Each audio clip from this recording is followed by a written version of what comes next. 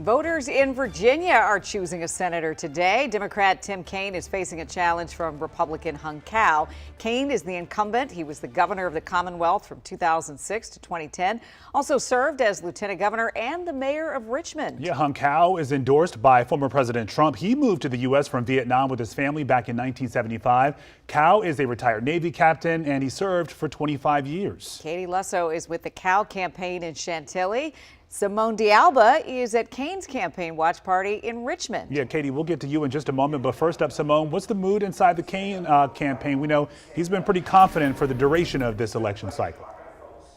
Boy, you said it, Zoe. I can't even really describe it as they're just starting to get set up. You can see the room behind me. They're doing mic checks as I speak. But I did want to note the mood is just really optimistic. I was speaking with his campaign officials just before we came on TV, and they were telling me that Senator Kaine has had a really relaxed morning. In fact, he spent the morning at polling sites across Virginia, talking with the voters all around the area. He did vote early, so he didn't have to cast his ballot. But again, you can hear the music just starting up.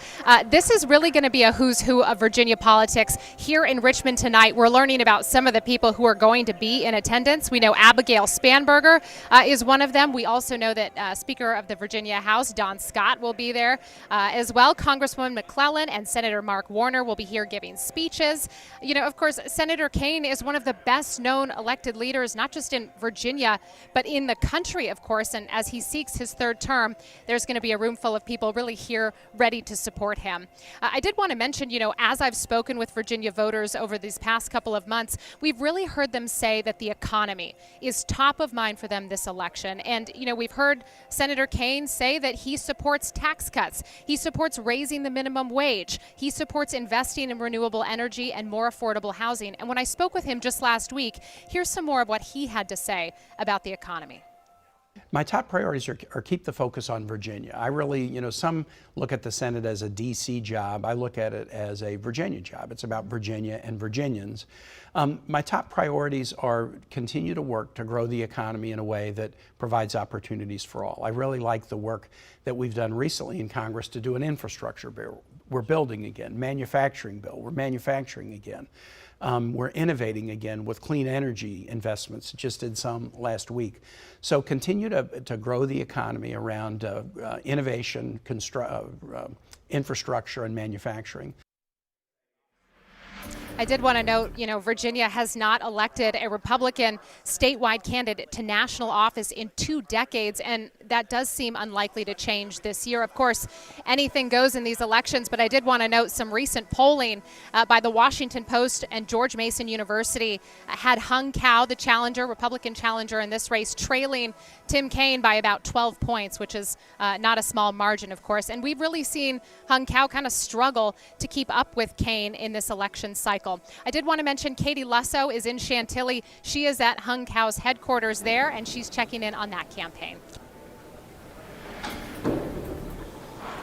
And you mentioned, Simone, that historic possible moment that could happen, and that is what he is hoping to make happen. Now, we are in the lobby of his campaign watch party that's going to be happening tonight. Let me take you inside, though. I want to show you around the room a little bit. It's pretty quiet in here right now. They're still setting up. You can see they've got some of the billboards up right here. They have some balloons. They're still really decorating the room and getting ready for what they hope will be a celebration tonight. Now, it has been a little bit of a busy day for Hung Cao, Captain Hung Cao. He's a retired U.S. Navy service member, so he served with the U.S. Navy for about 25 years, and he has been very big on military. He's also garnered the support of former President Donald Trump. He's now hoping to win this seat and replace current Senator Tim Kaine. Now, he and his family came to the U.S. in 1975 as refugees from Vietnam. He has said that's why immigration is so near and dear to his heart, because in his words, his family never asked for handouts. Now, at a recent debate with his opponent, he said, "Don't ask for the American dream if you're not willing to obey the American laws and embrace the American culture." He has been very vocal that he wants to secure the border. He says the lack of border security is to blame for a multitude of other issues, including the current state of the economy. His stance is that the U.S. government is spending too much money on undocumented immigrants instead of focusing on the American people. Now, when it comes to other key issues in the Commonwealth, like reproductive rights, he has said that he would not vote for a federal ban on abortion, saying he believes that decision belongs in the hands of Virginians and that the federal government should be focused on other things like securing the border.